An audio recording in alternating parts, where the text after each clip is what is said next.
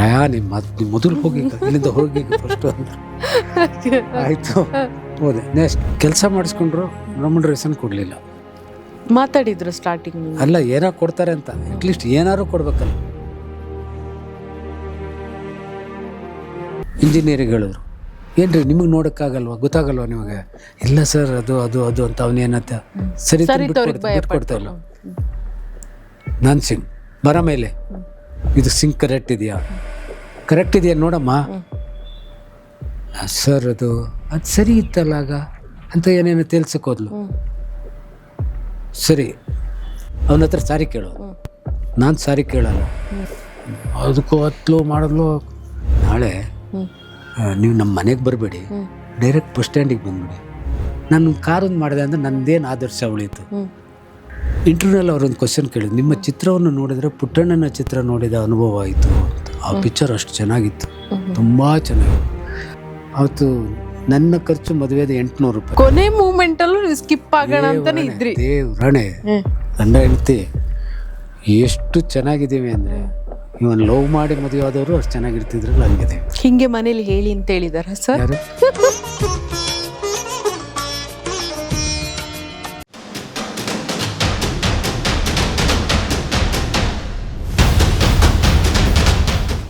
ನಾನು ಸೀರೆ ನಮ್ಮ ಮಾವನಿಗೆ ಹೇಳಿದೆ, ಸೀರೆ ಅಂತ ಒಂದು ಹೊಸದು ಕಾಣಬಾರ್ದು. ನಾನು ನೋಡಿದ್ದೀನಿ ಮಧ್ಯೆ ಉಡ್ತಿದ್ದ ಸೀರೆ, ಅದರಲ್ಲಿ ಯಾವ್ದಾರು ಒಂದು ಅಂದೆ. ಸರಿ ಆಯಿತು ಅಂತ ಎಲ್ಲ ಒಪ್ಕೊಂಡ್ರು. ಆಯಿತು, ಮದುವೆ. ನಾಳೆ ಮದುವೆ, ಹಿಂದಿನ ದಿನ ಊರಿಗೆ ಹೋದೆ. ಅಮ್ಮನಿಗೆಲ್ಲ ಗೊತ್ತಿತ್ತು. ಊರಿಗೆ ಹೋದೆ. ನಮ್ಮ ಅಕ್ಕನ ಕರೆದಿಲ್ಲ ಇನ್ನು. ಅಲ್ಲಿಂದ 2 ಕಿಲೋಮೀಟ್ರ್. ಅಮ್ಮನಿಗೆ ಹೇಳಿದೆ, ಬೆಳಗ್ಗೆನೇ ಹೋದ್ನಲ್ಲ ಊರಿಗೆ, ನಾನು ಹೋಗಿ ಒಂಚೂರು ನಾಳೆ ಮದುವೆ ಅಲ್ಲ, ಒಂಚೂರು ಕರೆದು ಬರ್ತೀನಿ, ಹೋಗು ಮರ ಅಂತ ಬೇಜಾರು ಮಾಡ್ಕೊಂಡಿದ್ದಾಳೆ ಅಂತ ಹೇಳಿದ್ರು. ಹೋದಾಗ ನಮ್ಮ ಭಾವ ಇದ್ದರು. ಏನು ಚೆನ್ನಾಗಿದೆಯಾ ಅಂದರು. ಚೆನ್ನಾಗಿದೆ. ನಮ್ಮ ಅಕ್ಕ ತಂದು ನೀರಿಟ್ರು ಕೋಪದಲ್ಲಿ. ನೀರು ನಮ್ಮ ವಿಷಯ ಗೊತ್ತಿದೆ, ಕರೆಕ್ಟ್ ಬಂದಿಲ್ಲ ಅಂತ ಕೋಪ. ಅದು ಸರಿ ಇಟ್ರು. ಆ ನೀರು ತಂದು ಇಟ್ಟಿದ್ರಲ್ಲೇ ನಂಗೆ ಗೊತ್ತಾಯಿತು ಇವಳಿಗೆ ಕೋಪ ಇದೆ. ಆಯಿತು, ಬಂದ್ಕೊ ಚೆನ್ನಾಗಿದೆಯೇನೋ ಅಂದರು. ಅಷ್ಟೇ, ಆ ವಾಯ್ಸಲ್ಲೇ ಗೊತ್ತಾಯ್ತು ನನಗೆ. ಸರಿ ಹೋದರು, ಕಾಫಿ ಮಾಡ್ತಾಯಿದ್ರು. ನಾನು ಭಾವನ ಹತ್ರ ಮಾತಾಡ್ತಾಯಿದ್ದೆ. ಮತ್ತು ಏನು ಕೆಲಸ ಏನು ಅಂತ ಕೇಳಿದೆ. ಕೆಲಸಕ್ಕೇನು ಮರ್ರ, ಬರಗಾಲ ಅದಿದೆ ಇದಿದೆ. ಸರಿ, ನಾಳೆ ಏನು ಕೆಲಸ ಇಟ್ಕೊಂಡಿದ್ದೀರ? ಯಾಕೆ? ಅಲ್ಲ ಏನಿಲ್ಲ, ನಾಳೆ ನನ್ನೊಂದು ಮದುವೆ ಇತ್ತು ತೀರ್ಥಹಳ್ಳಿಲಿ, ನೌಕರರು. ನಂದೊಂದು ಮದುವೆ ಇತ್ತು ನಾಳೆ. ಆಗ ಅಂದಿದ್ದೆ ತಡ ಒಳಗಡೆ ನೋಡಿ ಬಡ ಬಡ ಬಡ ಒಳಗೆ ಶುರು ಮಾಡೋದು. ಏನೋ ನನ್ನನ್ನು ನಾಳೆ ಮದುವೆ ಇಟ್ಕೊಂಡು ಇವತ್ತು ಬಂದು ಈ ಥರದಲ್ಲಿ ಕರಿತಾ ಇದೀಯಾ ಅಂತ ಓರಾಗಿ ಅಳ್ತಾ ಬಂದು ಸಮಾಧಾನ ಮಾಡಿದೆ. ನೋಡು, ನಾವೆಲ್ಲ ಮದುವೆ ಆಗ್ತಿರೋ ರೀತಿಯೇ ಬೇರೆ. ಸುಮ್ಮನೆ ಯಾರ್ಯಾರಿಗೂ ಖರ್ಚು ಮಾಡಿಸಿ ಇದು ಮಾಡಬೇಕು ಅನ್ನೋದಿಲ್ಲ. ನಾನು ಮಂತ್ರ ಮಾಂಗಲ್ಯ ಅಂತ. ಮಂತ್ರ ಮಾಂಗಲ್ಯ ಅಂದರೆ ಹೀಗೆ. ಈಗಲೂ ಹೇಳ್ತೀನಿ, ನಾಳೆ ಫ್ರೀ ಇದ್ದರೆ ಮಾತ್ರ ಬನ್ನಿ, ಇಲ್ಲದಿದ್ರೆ ಮದುವೆ ಆದಮೇಲೆ ನಿಮ್ಮ ಮನೆಗೆ ಬರ್ತೀವಿ ಒಂದ್ಸರಿ. ಅದಕ್ಕೂ ಹತ್ಲು ಮಾಡಿದ್ಲು. ಕೊನೆಗೆ ಸಮಾಧಾನ. ಓಪನ್ ಮೈಂಡೆಡ್ ಆಗಿದ್ರ? ದೇವರಣೆ ಆಗಿದ್ದೆ. ಇದು ಎಲ್ಲರಿಗೂ ಗೊತ್ತು. ನನ್ನ ಕೆಲವು ಚಾನಲಲ್ಲಿ ಹೇಳ್ಕೊಂಡಿದ್ದೀನಿ ಇದನ್ನು ಆಲ್ರೆಡಿ, ಅದರಿಂದಲೇ ನಿಮಗೆ ಗೊತ್ತು. ಸರಿ ಆಯಿತು. ನಾಳೆ ಭಾವ ಹೇಳಿದ್ರು, ಆಯ್ತು ಮರ, ನೀನು ಒಳ್ಳೇದೇ ಆಯಿತು ಈ ಥರ ಮದುವೆ ಆಗ್ತಿರೋದು.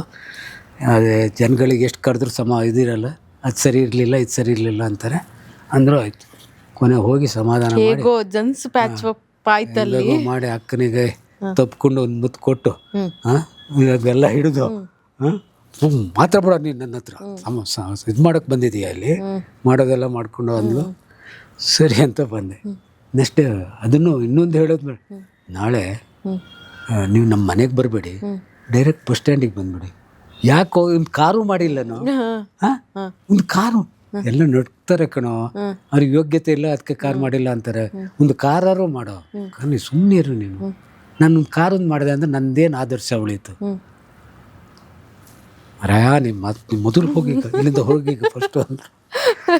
ಆಯಿತು, ಹೋದೆ. Next day bus stand. ಒಂದು 7-8 ಜನ, ನಾನು, ನಮ್ಮ ತಾಯಿ, ನಮ್ಮ ತಂದೆ ಎಲ್ಲ ಇದ್ದೀವಿ. ಅಷ್ಟೊತ್ತಿಗೆ ಅವರು ಬಂದರು, ಭಾವ ಅಕ್ಕ ಬಂದರು. ಸೇರಿದ್ರು ಎಲ್ಲ ಸೇರಿ ಒಂದು 8-10 ಜನ ಇದ್ದು. ಇನ್ನೊಂದು ಯಾರನ್ನ ಒಂದು 2 ಜನ ಕರೆದಿದ್ದೆ. ಅಲ್ಲೊಬ್ಬ ಪೋಸ್ಟ್ ಮ್ಯಾನ್ ಬಂದ, ನಮ್ಮನ್ನೇ ನೋಡ್ತಾ ಬಂದ. ಅಂದ. ಮತ್ತೆ ಅಂದೆ, ಅಲ್ಲ ನಿಮ್ಮ ಮನೇಲಿ ಇವತ್ತೇನು ಮದುವೆ ಅಂತ ಕೇಳಿದೆ, ಇಲ್ಲೇ ಇದ್ದೀರಲ್ಲ. ಹಾಂ ಮದುವೆನೇ, ತೀರ್ಥಹಳ್ಳಿಯಲ್ಲಿ, ಬನ್ನಿ ಫ್ರೀ ಇದ್ದರೆ. ಹಾಂ ಇಲ್ಲ ನಂಗೆ ಕೆಲಸ ಇದೆ ಅಂದರು. ಹೋದು. ಅಷ್ಟೊತ್ತಿಗೆ ಬಸ್ ಬಂತು, ಎಲ್ಲ ಬಸ್ ಹತ್ಕೊಂಡು ಹೋಗಿ ಇಳಿದು ಸೀದಾ ಛತ್ರಕ್ಕೆ ಹೋದು, ನಡ್ಕೊಂಡು ಹೋದು ಛತ್ರಕ್ಕೆ. ಅಲ್ಲಿ ಹೋದ್ಕೊಳ್ಳಿ ಅಲ್ಲಿ ನಮ್ಮ ಮಿಸ್ಸಸ್ ಚಿಕ್ಕಪ್ಪ, ಭಾರಿ ಫೇಮಸ್ ಅವರಿಗೆ, ರೇಮೇಗೌಡರು ಅಂತ. ಅವರು ಅಲ್ಲ ಏನು ಬೇಜಾರು ತಿಳ್ಕೊಬೇಡಿ, ಇನ್ನೂ 1.5 ಗಂಟೆ ಇದೆ ಮುಹೂರ್ತಕ್ಕೆ, ಎಲ್ಲ ವ್ಯವಸ್ಥೆ ಮಾಡಿದ್ದೀವಿ. ನಮ್ಮ ಜನಗಳಿಗೆ ಗೊತ್ತಲ್ಲ ಆಡ್ಕೊಳ್ಳೋದು. ದಾಡಿ ಬೇರೆ ಒಂಚೂರು ಉದ್ದ ಇತ್ತು, ಒಂಚೂರು ಅದನ್ನು ದಾಡಿ ತೆಗ್ಸಿದ್ರೆ ಅಲ್ಲೇ ಸ್ನಾನ ಮಾಡ್ಕೊಂಡು ಇದು ಮಾಡ್ಬೋದು. ಚೂರು ಗ್ಯಾಪ್ ಕೊಟ್ಟೆ, ಮುಖ ನೋಡಿದೆ, ಇನ್ನೂ 1.5 ಗಂಟೆ ಟೈಮ್ ಇದೆ ನಿಮ್ಮ ಪ್ರಕಾರ, ಈಗಲೂ ಯೋಚನೆ ಮಾಡಿ, ಈಗಲೂ ಬೇಕಾದ್ರೆ ಎಲ್ಲ ಹೋಗಿ ಅವ್ರ ಜೊತೆ ಎಲ್ಲ ಮಾತಾಡಿ, ಗಾಡಿ ತೆಗಿಸ್ಲೇಬೇಕು ಅಂದರೆ ನಾನು ವಾಪಸ್ ಹೋಗ್ತೀನಿ.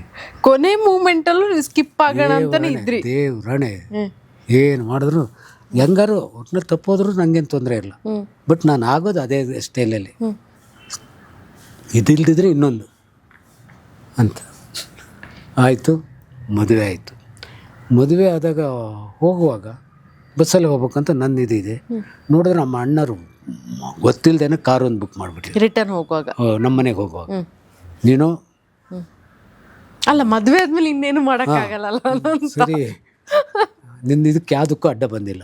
ನನ್ನ ಮನೆಗೆ ನನ್ನ ತಮ್ಮನ ಮದುವೆ ನಾನು ಕಾರ್ ಮಾಡಿದ್ದೀನಿ ಅಂತ ಕೂತ್ಕೊಂಡ್ರು.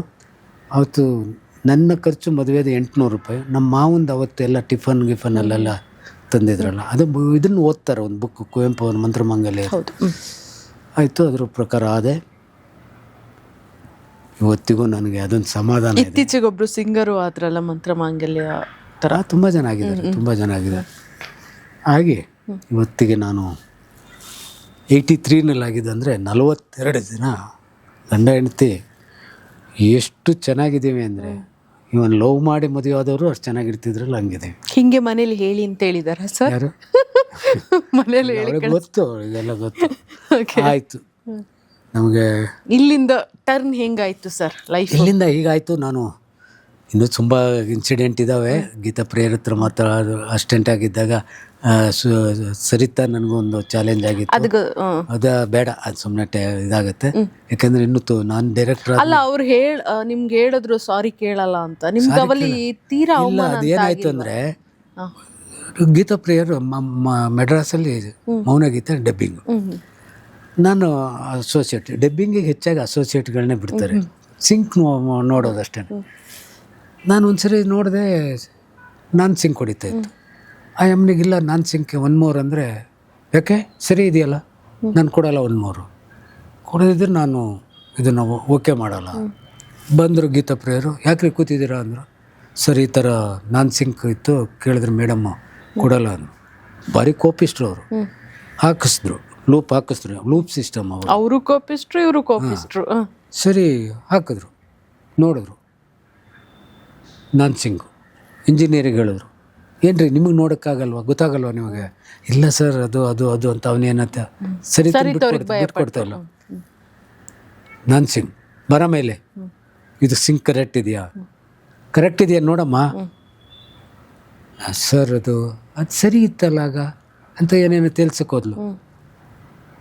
ಸರಿ ಇನ್ನೊಂದು ಟೇಕ್ ಕೊಡು, ಅಲ್ಲ ಇದು ಮಾಡು ಅಂದಾಗ ಅವನ ಹತ್ರ ಸಾರಿ ಕೇಳೋದು. ನಾನು ಸಾರಿ ಕೇಳಲ್ಲ, ನಾನು ಬೇಡ ಸರ್ ಬೇಡ. ಇಲ್ಲ ನೀವು ಯಾಕೆ ಬೇಡ ಅಂತೀರಾ ಅಂದರು. ನಾನು ಸರಿ ಬೇಡ, ಅವರೇ ಹೋಗಿ ಹೊರಗಡೆ ಕೂತ್ಕೊಬಿಟ್ರು ಗೀತಾ ಪ್ರಿಯ. ಕೊನೆಗೆ ಬಂದು ನನ್ನ ಹತ್ರ ಸಾರಿ ಅಂದರು. ಅದು ಈ ಥರದಕ್ಕೆ ತುಂಬ ಇದ್ದಾವೆ. ಅಸ್ಟೆಂಟ್ ಆಗಿದ್ದಾಗ ಒಂಥರ ಅನುಭವಗಳು ಭಾರಿ ಚೆನ್ನಾಗಿದ್ದಾವೆ. ಎಲ್ಲೂ ಅವಮಾನ ಅಂತ ಆಗಿಲ್ಲ? ಇಲ್ಲ ಇಲ್ಲ, ನಾಗಾಭರಣರ ಹತ್ರ ಏನಾಗಲಿಲ್ಲ. ಇಷ್ಟೇ ವಿಷಯ, ಕೆಲಸ ಮಾಡಿಸ್ಕೊಂಡ್ರು, ರೆಮ್ಯುನರೇಷನ್ ಕೊಡಲಿಲ್ಲ. ಮಾತಾಡಿದ್ರು ಸ್ಟಾರ್ಟಿಂಗ್? ಅಲ್ಲ, ಏನೋ ಕೊಡ್ತಾರೆ ಅಂತ, ಅಟ್ಲೀಸ್ಟ್ ಏನಾದ್ರು ಕೊಡ್ಬೇಕಲ್ಲ, ಇಷ್ಟು ದಿನ ವರ್ಕ್ ಮಾಡೋದಕ್ಕೆ. ಎಲ್ಲರಿಗೂ ಕೊಟ್ಟರು, ನನಗೆ ಕೊಡಲಿಲ್ಲ. ಹೊಸಬ್ಬ ಅಂತನಾ? ಅದೇನೋ ಮಾಡಿದ್ರು ಬಿಡಿ. ಆಮೇಲೆ ಅವ್ರ ಹತ್ರ ಹೋಗಿಲ್ಲ ನೀವು? ಇಲ್ಲ, ಆಮೇಲೆ ಹೋಗಲಿಲ್ಲ, ಹೋಗೋಕ್ಕಾಗಲಿಲ್ಲ. ಆಯಿತು. ಆಮೇಲೆ ನನ್ನ ಕೆಲಸ ಎಲ್ಲ ನೋಡಿದರು. ನೋಡಿ, ಬಿಸಿಲು ಬೆಳದಿಂಗಳು ಅಂತ ಒಂದು ಪಿಕ್ಚರ್ ಮಾಡೋಕ್ಕೆ, ನಿಮ್ಮ ನಿರ್ದೇಶನದಲ್ಲಿ ಮಾಡೋಕ್ಕೆ ಒಂದಿಬ್ಬರು ವಸಂತ್ ಭಟ್ ಅಂತ ಒಬ್ಬರು, ಪ್ರವೀಣ್ ಕುಮಾರ್ ಅಂತ ಒಬ್ಬರು, ಇಬ್ಬರು ಸೇರಿ ಫಿಲಮ್ ಮಾಡೋದು ಅಂತ ಡಿಸೈಡ್ ಮಾಡಿದ್ರು. ನನ್ನ ಅಪ್ರೋಚ್ ಮಾಡಿದ್ರು. ಅಪ್ರೋಚ್ ಮಾಡಿದಾಗ ನಾನು ಹೇಳಿದೆ ಮಾಡ್ತೀನಿ, ನಿಮಗೆ ನನ್ನ ಮೇಲೆ ಕಾನ್ಫಿಡೆನ್ಸ್ ಇದ್ದರೆ ಮಾಡ್ತೀನಿ, ಬಟ್ ನಂದು ಕೆಲವು ಕಂಡೀಷನ್. ಏನು ನಂದು ಈಗಲೇ ಏನು ಕಂಡೀಷನ್ ಇಲ್ಲದೆ ಇರೋದು, ಮೊದಲು ಕಂಡೀಷನ್ಸ್ಗಳು ಮಾತಾಡ್ತಿದ್ದೆ. ಮಾತಾಡಿದ್ರೆ ಕಂಡೀಷನ್, ಮದುವೆನೇ ಕಂಡೀಷನ್ ಆದವ್ರು ನೀವು. ಆಮೇಲೆ ಏನಾಯಿತು, ನಾನು ಮಾಡೋದಾದರೆ ನಾವೆಲ್ಲೇ ಫಸ್ಟು ನನ್ನ ಆಸೆ ಇರೋದು. ಹೌದು, ಹೆಚ್ಚು ನೀವು ನಾವೆಲ್ ಆಧಾರಿತ 14 ನಾವೆಲ್ಗಳನ್ನು ಮಾಡಿದ್ದೀನಿ. ಹಾಗಿದ್ರೆ ಮಾಡ್ತೀನಿ. ಯಾವುದು ಕತೆ ಹೇಳಿದೆ, ಇದೊಂದು ಓದಿದ್ದೀನಿ, ಮಂಗಳಾ ಸತ್ಯನ ಅನ್ನೋದು ಅಕ್ಕ ತಂಗಿಯರ ಕತೆ. ಚೆನ್ನಾಗಿದೆ, ತುಂಬ ಹೊರಗಡೆ ಎಲ್ಲ ಮಾಡುವಂಥದ್ದು, ತೀರ್ಥಹಳ್ಳಿ ಆ ಕಡೆ ಯಾರನ್ನ ಹಾಕ್ಬೋದು. ನನಗೆ ಅವಾಗ ಮಯೂರಿ ಅಂತ ಪಿಕ್ಚರ್ ರಿಲೀಸ್ ಆಗಿತ್ತು, ಸುಧಾ ಚಂದ್ರನ್ ಕಾಲಿಲ್ಲದೆ ಡ್ಯಾನ್ಸ್ ಮಾಡಿದ್ದು, ಅದು ಭಾರಿ ಪಾಪ್ಯುಲರ್ ಆಗಿತ್ತು. ಅದನ್ನು ನೋಡಿದಾಗಿನಿಂದ ನನಗೆ ಅವಳು ಕನ್ನಡದಲ್ಲಿ ತರಲೇಬೇಕು. ಇದರಲ್ಲಿ ಒಂದು ಕ್ಯಾರೆಕ್ಟರ್ ಕರೆಕ್ಟಾಗಿ ಶೂಟ್ ಆಗೋಂಗೆ ಇತ್ತು. ನಾನು ಹೇಳಿದೆ, ಒಂದು ಕ್ಯಾರೆಕ್ಟ್ರು ಸುಧಾ ಚಂದ್ರನ, ಒಂದು ಕ್ಯಾರೆಕ್ಟ್ರು ಪದ್ಮಾವಸಂತಿ, ಶ್ರೀಧರ್, ಬಾಲಣ್ಣ. ಅಂದರೆ ಆಗುತ್ತೆ ಸುಧಾ ಚಂದ್ರನ ಒಪ್ಸೋಕ್ಕೆ. ಸೀದಾ ಬಾಂಬೆ ಹೋದೆ, ಮಾತಾಡಿದೆ. ಅವ್ಳು ರೆಮ್ಯುನರೇಷನ್ ಎಷ್ಟು ಗೊತ್ತಾ? 30,000 ರೀ. ಒಂದೇ ಒಂದು ಸರಿ ಫ್ಲೈಟ್ ಚಾರ್ಜ್ ನಾವು ಕೊಡೋದು, ಸೆಕೆಂಡ್ ಟೈಮ್ ಇದ್ರೆ ಅವರೇ ಹಾಕೋ ಬರ್ಬೇಕು.